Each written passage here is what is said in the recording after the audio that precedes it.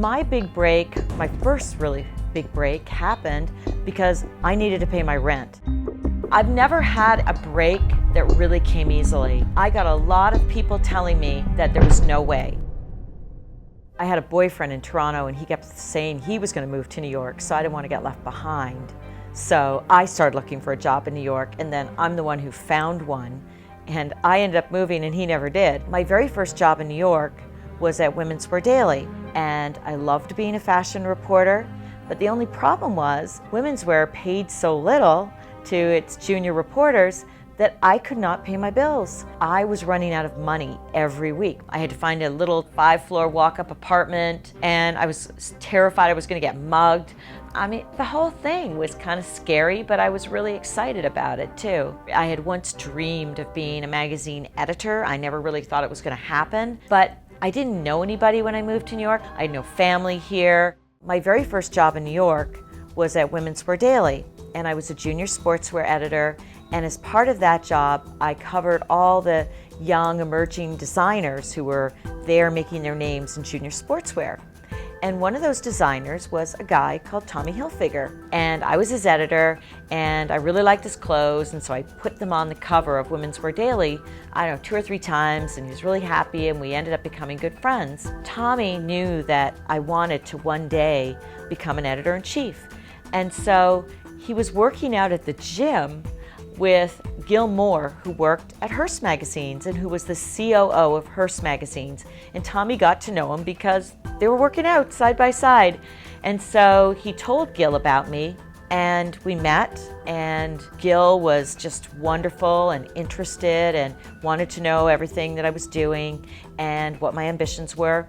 And it really started kind of a mentorship. My very first editor's job was in Canada, and I was the editor-in-chief of Flair, which was Canada's national fashion magazine. And through the years there, I kept in touch with Gil, and after I'd done that for about 5 years, I realized there was nowhere else in Canada at that time to grow. There was no other magazines that I could be the editor of.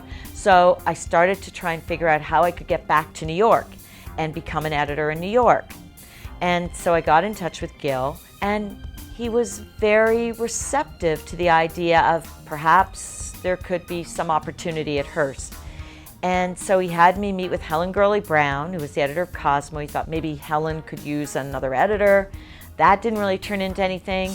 Meanwhile, I became the editor of YM, and it was my job to try and challenge Big 17 magazine. Then I got this call one day from Claes Berenberg, the new president of Hearst Magazines.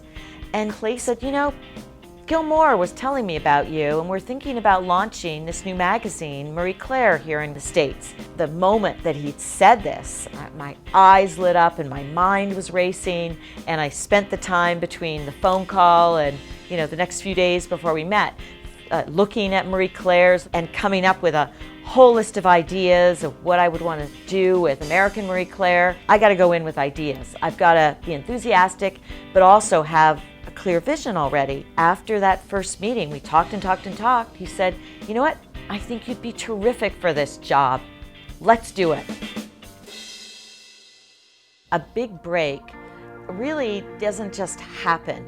You have to make it happen. So in my case, my big break came from working hard at starter reporter jobs where I was impressing people, and then starter editor-in-chief jobs where I was getting experience. So when the really big break came, I could be considered for it. But the other thing I learned is that fostering relationships with people in the industry that maybe they couldn't help me now, I wasn't ready to be helped. Maintaining and fostering these kind of long-term relationships really turned out to, in this case, it led to this big break.